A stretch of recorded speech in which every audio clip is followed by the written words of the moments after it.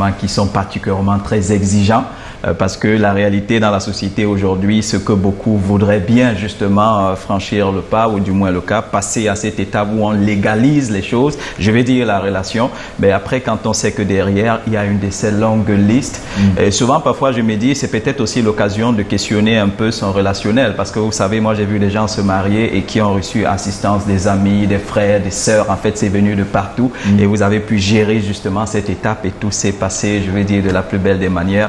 Et puis s'il y a quelque chose que moi je peux retenir justement de cet échange, et je vais dans le même point avec vous, Monsieur Fidjil, il faut à un moment donné, un peu comme beaucoup de secteurs dans notre pays, que l'État s'intéresse un peu et disent vraiment. D'autres, oui, mais vraiment, il ne faut pas, d'accord. Voilà. Parce qu'après, les deux vont aller vivre ensemble, ils vont pas vivre un peu comme on disait la dernière fois, d'eau et de belles paroles. Et je connais un couple qui s'est marié en février dernier, et qui, lorsqu'ils se mariaient, les deux familles n'étaient absolument pas d'accord pour le mariage, et notamment la famille de l'homme, donc qui était contre ce mariage-là, mais les deux quand même ont pris sur eux de se marier, et c'est environ 20 ans après qu'ils vont donc régulariser leur union. Et ça dépend. Pour dire qu'en fait, la dernière décision, ça reste entre les personnes même concernées, c'est-à-dire l'homme et la femme. L'amour d'abord. Le vrai amour d'abord. Mais sauf que nous sommes en Afrique, n'oublions pas les réalités. Moi, je suis pour ça. Moi, je suis même, si vous voulez, contre la dot. Mais moi, on m'a rappelé que ne fais jamais cette erreur. Parce que si tu n'offres pas à manger aux gens... Non. Et le petit détail, en fait... Je crois que c'est plus une question de... Patricia, désolé. Voilà, c'est plus une question de, on va dire quoi, de tradition. Chez nous, par exemple, on dira, si ta mère est allée en mariage sans une dot conséquente, ces filles ne doivent pas prendre une dot conséquente. On est d'accord? Ça veut dire, non, ça doit rester symbolique. Si on n'est pas venu donner des vaches, donner des trucs, des sacs, des camions de sel, des, je sais pas, vous appelez quoi, les porcs longs châssis, on est d'accord, des thunes. Donc, ces enfants, ça veut dire ces filles, en temps normal, lorsqu'elles vont en mariage, elles devraient rester dans la même, on va dire quoi, modération, tout simplement. Donc, c'est un peu comme on dit une cotisation. En fonction de comment ça s'est passé, il faudrait que la cotisation de tes enfants soit aussi pareille. Donc, maintenant, si vous entrez dans des familles où vraiment la dot a été, ou du moins est considérée comme tout ce qu'il y a d'assez symbolique, ben, vous avez gagné tout simplement. Alors, le petit détail que je voulais ajouter, c'est que, en fait, lors du mariage, 20 ans après, comme je le disais, c'était l'occasion justement de réconciliation des deux familles là. Donc c'était vraiment extraordinaire. Pour dire, ils ont peut-être eu la chance de ne pas avoir affaire à des beaux-parents sorciers tout simplement, Monsieur Fidjil, parce qu'après ça devient compliqué. C'est ce dont on a peur. Non, je dis parce que parfois vous arrivez dans des couples où il n'y a pas d'enfants, on dit c'est parce que tu vois, tu n'avais pas fait ci, tu n'avais pas fait ça. Les ouvertures financières ne sont pas évidentes. On dit, ben, tu sais, c'est parce qu'il y a le beau-père, la belle-mère, il y a vraiment les bantous. Ils sont fâchés. On est compliqué, on est vraiment compliqué. Mais c'est compliqué. Mais on aimerait se marier, et comme moi j'aime très souvent dire à ma mère, c'est que, mais pourquoi est-ce qu'on doit vous demander votre avis quand on doit aller devant monsieur le maire, alors que c'est une histoire de nous deux. Bon, c'est aussi une histoire de bénédiction. Oui, et ma mère me dit que non, mais sauf qu'on est en Afrique, mon fils. Tu ne peux pas. Non, ne le fais pas, sinon c'est ta tête que tu mets. Voyez-vous. Donc, on a envie de se marier, on a vraiment cette envie. Mais c'est compliqué que l'on demande, qu'on aille demander le quitus ou alors la bénédiction chez les parents, c'est compliqué. Et vous n'allez pas prendre la fille d'autrui et en faire votre, voyez-vous, elle vient de quelque part. Donc il faudrait bien aller voir les parents qui vont donner l'autorisation. Et puis la vraie dot ne finit pas. Verbale. Oui, la vraie dot ne finit pas. La vraie dot ne finit pas, c'est toute la vie finalement. Allez, on va parler d'autres choses et notamment de ces deux dates qui concernent, je crois que c'est même 3. Bon, je crois une date, parce qu'en ce qui concerne les ateliers, la décision a été prise. On va d'ailleurs supprimer les publications qui ont été faites relativement à ces ateliers. Le mois de mars étant un mois entièrement, je vais dire c'est entièrement, puisque Pâques c'est le 31, oui, c'est entièrement consacré à la période de carême et tout. Vraiment, on a dit, on va laisser, voilà, laissons les gens jeûner, prier et tout le reste. Et on se retrouve en avril pour poursuivre les ateliers. Donc la décision a été prise, ça c'est l'attention de toutes les personnes qui de près ou de loin, s'intéressent à ces ateliers. Retenez juste qu'on revient en avril avec, et le tout premier, contrairement à ce qui était initialement prévu, ne se fera pas à Douala, mais plutôt à Yaoundé. Je crois que cette fois, on va inverser un peu et pour créer une nouvelle dynamique, pourquoi pas? Parce qu'en général, on démarre toujours avec Douala avant d'aller à Yaoundé, mais il se fait que cette fois, le tout premier, je vais dire le prochain atelier méthode M aura plutôt lieu le 7 avril 2024 et cette fois à Yaoundé. C'est après Yaoundé qu'on va revenir à Douala. Ça va se passer comme ça et puis les autres villes vont suivre naturellement. Donc si vous êtes en train de regarder ce matin, notez ça et puis pourquoi pas passer le message autour de vous parce que c'est comme ça va se passer. Mais il y a une date qui reste maintenue bien sûr, c'est celle du 11 sur laquelle, quand je parle du 11 justement, c'est le prochain programme des Toastmasters, le 11 mars. D'accord, voilà, le prochain programme des Toastmasters qui aura bel et bien lieu justement, ou du moins dont le démarrage est effectif, il faut le dire, pour la date du 11 mars. Donc si vous regardez aussi ce matin, passez aussi l'information autour de vous. Vous avez probablement un proche, peut-être pas vous-même, qui a des soucis avec sa nutrition, des soucis de surpoids, d'obésité, des problèmes de diabète ou d'hypertension justement, de cholestérol, de gouttes qui nécessitent nécessairement un accompagnement sur le plan nutritionnel. Mais dites à la personne que la bonne nouvelle, elle est déjà annoncée. Le 11 mars, nous démarrons avec notre programme. Mais avant, vous savez, à l'atelier de Yaoundé, j'ai été interpellé par un papa, et je n'ai pas retenu son nom, et qui me disait, on t'a écouté, vraiment tout ce que tu as dit est intéressant, c'est bien de manger et puis d'associer à ce qu'on mange des choses, je veux dire tout ce qu'il y a de frais. Mais il y a un problème, c'est les maladies, on fait comment avec les pesticides, on fait comment avec les bactéries comme les amibes par exemple, vous voyez.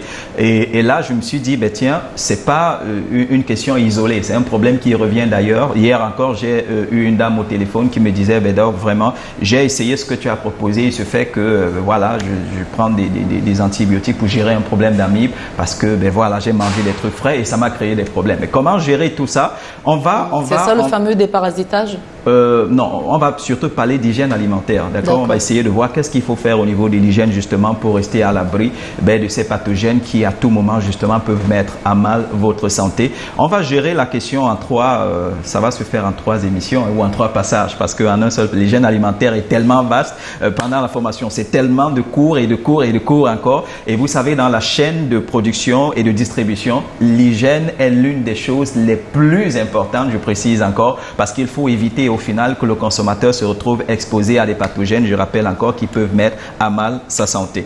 Maintenant, on va surtout s'intéresser, on va dire quoi, à ce qui se fait jusqu'à ce que l'aliment se retrouve chez vous à la maison ou je sais pas dans votre frigidaire, je sais pas dans quoi. On va s'intéresser à ça ce matin. Et la première des choses que je vais dire, Patricia, je suis sûr que vous faites le marché en général, sorry, je suis que vous faites évidemment le marché. Et j'aime bien le marché Sandaga, j'y vais régulièrement. Voilà, et qui dit marché dit que vous devez avoir un sac du marché. Il y a le sac du marché. Est-ce que vous savez que la plupart des sacs du marché sont, c'est-à-dire de l'achat jusqu'à ce que vous décidez de ne plus utiliser, ne voyez jamais de l'eau. Ah oui. On est d'accord avec ça. C'est-à-dire de l'achat de votre sac du marché jusqu'à vous choisissez de ne plus l'utiliser. Genre interdit de laver ou de changer. Je ne sais pas si c'est c'est une prescription très... Mais c'est quand même assez compliqué parce que ce que j'essaie de dire avec ce sac du marché, c'est que si vous ne le lavez pas, il sera infecté, surinfecté, je ne sais pas, il faut ajouter des véritable nid à bactéries. Pardon? Un véritable nid à bactéries. Un véritable nid à bactéries. Et c'est comme ça justement que chaque fois que vous allez au marché et que vous revenez avec, on va dire quoi, vos légumes, vos fruits, de la viande, du poisson, vous infectez encore davantage votre sac. Et parfois vous pouvez mettre des trucs qui naturellement pourtant, il ne coûte pas cher. Hein? C'est maxi peut-être 200. Non, le problème n'est même pas au niveau du prix d'achat, mais surtout au niveau du soin. Voilà, la propreté tout simplement. Donc, et j'ai souvent dit, et retenez ça si vous regardez ce matin, vos sacs du marché qui n'ont jamais vu l'eau là, vous avez une chose à faire aujourd'hui, c'est soit jeter et puis acheter un nouveau que vous allez laver régulièrement. Tous les 1-2 marchés, on est d'accord, lavez votre sac du marché, c'est très important. Et si la vie vous a béni avec assez de moyens, achetez autant de sacs de marché. Quand on parle de laver soigneusement, soigneusement, de prendre de l'eau. Non, c'est pas juste tremper dans de l'eau et puis c'est bon, c'est terminé. Non, retenez ça s'il vous plaît. Y a-t-il une méthode déjà? Non, avec du savon. Hein. On est d'accord, du savon. Le savon, c'est bien. Peut-être du javel. Oui, ça c'est une autre option aussi. Vous javelisez votre eau et puis vous lavez votre sac avec. C'est important, s'il vous plaît. Dites à maman, si vous essayez de pas elle est allée au marché. Quand elle va arriver avec le sac là tout à l'heure, dites maman, tu sais quoi? Non, ne lui dites pas. Allez laver, d'accord? Prenez ça comme responsabilité. Chaque fois qu'elle revient avec le sac, maman, où est le sac du marché? Vous le lavez, vous séchez et il est, je vais du coup suffisamment bien disposé pour le prochain marché tout simplement. Et maintenant, en parlant de sac du marché, n'oubliez pas que chaque fois qu'on va au marché, on va en général acheter, on va dire quoi, des fruits, des légumes, mais aussi, et parce que le Camerounais ne mange pas sans viande et sans poisson, quand les moyens permettent, vous voyez, il faudra un sac spécial pour la viande, le poisson et tout le reste. Parce que dites-vous une chose, quand vous achetez, si vous n'êtes pas prudent, ça suinte. Il y a de l'eau qui sort de la viande, constant, du poulet, voilà, ça sort, et ça touche les autres légumes et fruits. Et n'oubliez pas que l'une des premières sources de bactéries en général vient justement de ces volailles, on va dire quoi, les viandes, les poissons et tout le reste. Ça veut dire que l'autre sac, là, il doit être imperméable. Imperméable, ça veut dire, vous voyez le style de sac avec du plastique à l'intérieur, c'est là où vous mettez votre viande, votre poisson, on est d'accord, vraiment loin. Quand je dis loin, c'est pas nécessairement en termes de distance, mais surtout que le contact entre votre viande, votre poisson, je ne sais pas toute autre chose, les protéines nécessairement animales, ben, ne viennent pas toucher vos fruits et légumes que vous allez nécessairement manger frais. Ça, c'est l'autre astuce que je vous donne, justement, et j'espère que vous êtes en train de noter ça. Et puis, une fois que vous êtes revenu à la maison, vous savez, en général, on ne va pas parler de comment laver parce que ça va être l'objet d'un autre passage. On est d'accord? Voilà, moi, je m'intéresse surtout aux aliments. Il y a, vous savez, en général, dans les cuisines, on ne retrouve qu'une seule plaque, comment vous appelez, à découper. Une seule. Oui. Voilà, vous n'avez qu'une seule. En général, c'est là la viande passe. C'est là aussi les légumes, tout passe là. Non, c'est très dangereux. Il faudrait deux plats. Une pour la viande et une autre pour les légumes et fruits. Ne mélangez jamais les deux. Parce que quand vous prenez la volaille, par exemple, en général, une infection qui vous est garantie, si vous n'êtes pas assez prudent, c'est la salmonelle, l'infection à salmonelle. Et là, les volailles, vraiment, vous savez, en général, c'est élevé, ça vit dans comment vous appelez ça? Comment, il y a un autre mot. Dans la mare? Non, pas la mare nécessairement. Les petites rivières. Si vous voulez, en général, ça fait ça là, ça vit dedans, on est d'accord avec ça. Wow. Et puis, vous pensez en général que juste bouillir de l'eau, ça suffit. Non, il faut être particulièrement très prudent. Et maintenant, si vous devez découper, on va dire quoi, votre carotte pour vos crudités sur la même plaque, on va dire quoi, là, c'est très grave. C'est vraiment très grave. Donc, réservez toujours une pour vos légumes et fruits et une autre justement pour découper votre viande. Y a-t-il pas moyen de désinfecter? Ou alors de nettoyer. On n'est jamais plus prudent que ça, d'accord? Si votre petit budget ou votre budget peut vous donner la possibilité d'avoir deux bien inscrits, fruits, légumes et l'autre viande, c'est un avantage vraiment pour vous. Vous ne savez jamais quand vous êtes imprudent. Parfois, vous arrivez très pressé. Avant d'ouvrir les yeux, vous avez déjà passé le truc dessus. C'est quand même assez compliqué. C'est pourquoi j'ai dit la prudence vraiment, c'est d'avoir deux. Ça coûte pas très cher en tout cas, un petit investissement. C'est pour votre santé, c'est vous qui gagnez. Et maintenant, une autre chose, quand vous allez même au marché aussi, vraiment, c'est vrai, c'est dur. Mais ce qu'il y a de plus dur encore, c'est d'être malade dans un contexte déjà compliqué. Alors, on peut, ça c'est ce que j'appelle en général l'axe de la prévention. On peut prévenir tellement de problèmes si on est suffisamment propre, on est d'accord? Et là, quand vous allez en général au marché, vraiment, même si cela suppose pour vous chercher des tutos pour savoir comment savoir qu'un aliment est frais, il vient d'arriver sur le marché, c'est l'idéal. Pourquoi? Parce que on n'a pas des marchés nécessairement construits de manière à avoir des zones de stockage. C'est-à-dire, vous voyez en général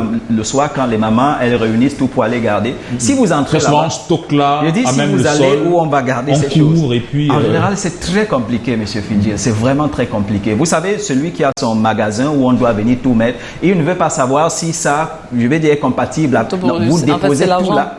On est d'accord, du moment où vous avez payé, il n'y a pas de problème. Et même, je vais dire, la maman ou le papa qui va déposer là-bas ne sait pas nécessairement que, en mélangeant tel autre avec, je vais dire quoi, tel autre élément, ça finit par poser des problèmes. Donc, du coup, qu'est-ce que vous faites? Cherchez ce qui est frais, c'est sorti des champs, ça vient d'arriver, parce que vous êtes sûr que le risque de surinfection est quand même assez limité. Donc, plus vous avez des aliments qui sont frais, moins ils sont exposés aux différentes contaminations du fait des différents contacts établis, je rappelle encore, dans les milieux ou les endroits où on va simplement garder ceci. Donc, juste pour vous dire que avant de penser à comment laver, parce que vous pouvez rater l'étape de lavage, il faut déjà vous rassurer du sac. Et laver certainement à l'eau coulante. Non, on a tellement à dire sur comment laver. Oui, c'est pourquoi j'ai dit au lieu de venir mélanger tout ça ce matin et rater des étapes, je préfère justement qu'on ait un passage ici sur Canal Matin où on va vraiment vous dire comment est-ce qu'on lave ces fruits et légumes pour rester le plus loin possible de tout ce qu'il y a comme pathogène et qui pourrait justement affecter votre santé. Donc, on retient quand même quelques points pour sortir. Il faut faire quoi? Le sac du marché. Il faut vraiment laver-le. Ou le changer. Lavez-le. Parfois, vous arrivez au marché tout propre, tout nickel. On regarde le sac du marché, ça ne vous ressemble pas. Donc, veillez déjà dessus. Quand vous arrivez au marché, choisissez ce qu'il y a de plus frais, suffisamment frais. Vous devez vous arranger à avoir, je vais dire, soit même dans le même sac, mais un truc pour contenir vos viandes et poissons, de sorte que l'eau voilà, ne traversent pas, ils ne viennent pas toucher justement vos légumes et fruits. Et puis, comme je dis encore une fois à la maison, les plaques ou à découper et tout, arrangez-vous à avoir deux. Une qui gère uniquement les viandes et une autre qui gère vos fruits et légumes, parce que vraiment mélanger les crudités avec une sauce possible, je rappelle encore de bactéries et du fait justement d'une plaque à découper de viande, c'est pas un avantage en ce qui concerne votre santé. Et puis voilà, on me dit déjà qu'il faut que je passe à cette étape. Que je passe à cette étape. Oui, c'est la méthode M. Et les quelques résultats que nous avons à vous présenter ce matin, l'occasion encore de vous dire que le 11 mars, c'est juste dans quelques jours. Pour ceux qui pensent que c'est loin, il n'y a pas de plaisir à souscrire à la dernière minute. C'est maintenant il faut le faire, surtout que nous avons décidé pour cette occasion, en raison justement de la complexité de tous les programmes que nous avons, que nous allons vous proposer un programme préparatoire. Et vous savez quand exactement, je reviens au mois de février, il y a un programme préparatoire qui démarre le 26. Dans le 26, c'est vrai, le 11, c'est le programme officiel qui commence, mais pour ceux qui souscrivent avant le 26, vous aurez la possibilité d'un programme préparatoire de moins de 2 semaines qui vous permet même déjà de toucher du doigt comment est-ce que les choses fonctionnent et même de perdre des kilos avant qu'on arrive, on va dire quoi, à la date qui est prévue pour le démarrage officiel du programme. Donc, s'il y a un moment pour s'inscrire, c'est maintenant. Nous avons cette semaine justement pour organiser tout ça. Je n'ai pas dit qu'après le 25, vous ne pourrez plus le faire, ou du moins le 26, mais juste vous rappeler que l'idéal, c'est déjà de vivre l'expérience de ce programme préparatoire qui vous donne multiples avantages. Et vous pouvez voir, j'ai dit en publiant cette image hier sur mon statut que avant, c'était vraiment avant parce que la différence, elle est claire. Regardez au niveau du ventre, regardez le visage qui s'est davantage affiné. On va dire, on va dire quoi, une nouvelle naissance tout simplement sur le plan physique. Mais voilà, c'est sur votre écran. On va passer, je ne sais pas si c'est la vidéo qui suit, mais une vidéo intéressante justement. Non, voilà. Il est passé où le ventre de cette dame? Regardez nos visages, regardez la jeunesse, regardez tout simplement. Le sourire est peut-être resté le même, mais il est davantage plus radieux sur l'image d'après. C'est ce que nous faisons dans la méthode M. Vous voyez, pourquoi cette main sur le ventre à chaque fois? Et cette main, je ne sais pas si la régie peut revenir sur l'image d'avant. Vous allez constater une chose, la main, elle est sur le ventre. Cette main n'est pas là pour rien. Elle est là pour une raison particulière. Et vous allez constater, et j'ai constaté ça sur les photos de la plupart des personnes qui ont un ventre. Voilà. Il y a toujours une main qui est mise là pour dire, je vais faire une photo avant entière aujourd'hui, mais je suis toujours pas prêt à assumer ce ventre qui ressort. Donc, soit on met une main pour courir. Passons à l'image d'après, vous allez remarquer que la main revient. L'image d'après, regardons l'autre image, il y a encore cette main qui revient. Pour dire, bon, vraiment, on est d'accord avec ça. Et puis, soudainement, sur l'image, le résultat final, la main, elle a disparu. Elle ne se pose plus sur le ventre comme pour couvrir quelque chose. On sort avec cette vidéo intéressante, justement, de notre ventre qui a, on va dire quoi, littéralement disparu. Regardons la vidéo. On revient juste après pour conclure. 1, 2, 3, 4.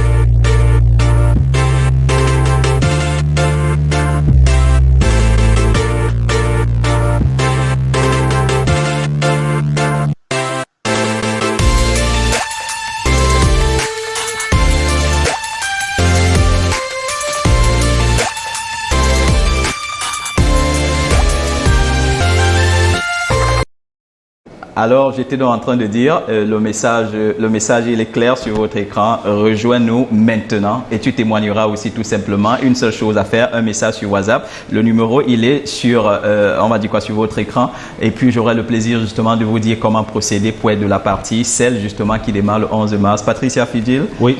Je vous aime beaucoup. Écoutez, à mercredi. Nous aussi. Voilà, merci. C'est toujours assez difficile, hein, un petit pincement au cœur de prendre congé de vous. Mais on se console du fait qu'il n'y a pas grand écart entre lundi et mercredi et finalement vendredi. Merci beaucoup. Portez-vous comme un charme et je souhaiterais en fait, d'ailleurs, pourquoi pas, vous accompagner avec cette belle citation de Thomas Edison qui disait « Je n'ai pas échoué